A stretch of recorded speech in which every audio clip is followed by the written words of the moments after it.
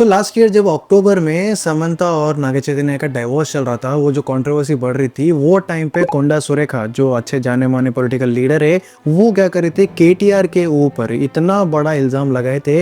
वो मतलब इतना बड़ा कंट्रोवर्सी था, और वो जो स्टेटमेंट था कि वो डाइवोर्स क्यों हुआ, अब यहाँ पे बोलना तो नहीं चाहिए, मगर सबको पता है कि उन्होंने क्या बोला था। और जो वो स्टेटमेंट था ना, उसके ऊपर उनके लिए एक डिफेमेशन केस गिरा था। मतलब कि केटीआर को डिफेम करना, समंता को डिफेम करना और नाग चैतन्य को डिफेम करना, ये एक तरीके का केस चला था। तो वो जो केस था ना, बस नॉर्मल डिफेमेशन केस था और वो चल रहा था। और ये जो है ना, कोंडा सुरेखा ये जाने माने बड़े लीडर है, तो इसकी वजह से जो केस है ना, वो मतलब एक छोटे लेवल पे चल रहा था। मगर रिसेंटली नामपल्ली कोर्ट ने अब इसके ऊपर एक वर्डिक्ट दिया है। उन्होंने बोला है कि एक काम करो, डिफेमेशन केस हटाओ, इनके ऊपर क्रिमिनल केस डालो। क्योंकि ये जो स्टेटमेंट है, जो वो स्टेटमेंट दिए थे, वो जो इंटरव्यू दिए थे, वो एक मतलब इतना स्टेटमेंट काफ़ी है एक क्रिमिनल केस डालने के लिए। क्योंकि जब इतने बड़े पैमाने में कुछ सेलिब्रिटीज़ है और पॉलिटिकल लीडर्स है, तो उनके बारे में उनका रिलेशन जोड़ना या फिर उनके बारे में कुछ ऐसा स्टेटमेंट देना जिसकी वजह से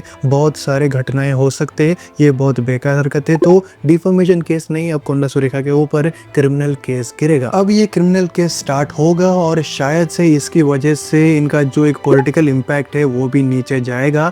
और ये जो अभी जो क्रिमिनल केस है बोल बोल रहे, उसकी वजह से केटीआर बहुत खुश है। क्योंकि जो डिफेमेशन केस था पहले वो था कि डिफेम करने के लिए, मगर ये जो क्रिमिनल केस है, ये पूरा का पूरा क्रिमिनल एक्ट के अंदर आएगा। तो ये हरकत के बारे में आपका क्या मानना है? क्या वो जो स्टेटमेंट्स थे कोंडा सुरेखा के, क्या वो सही थे? क्या वो वैलिड पॉइंट्स थे? या फिर अब जो डिफेमेशन जाके क्रिमिनल केस गिरा, क्या ये एक सही वर्डिक्ट है? सब कुछ कमेंट करके बोलो। और अगर कुछ अपडेट आएगा इसके बारे में हम बात करेंगे। तो अगर कोई भी नए हैं, एक लाइक कर दो और सब्सक्राइब कर लो।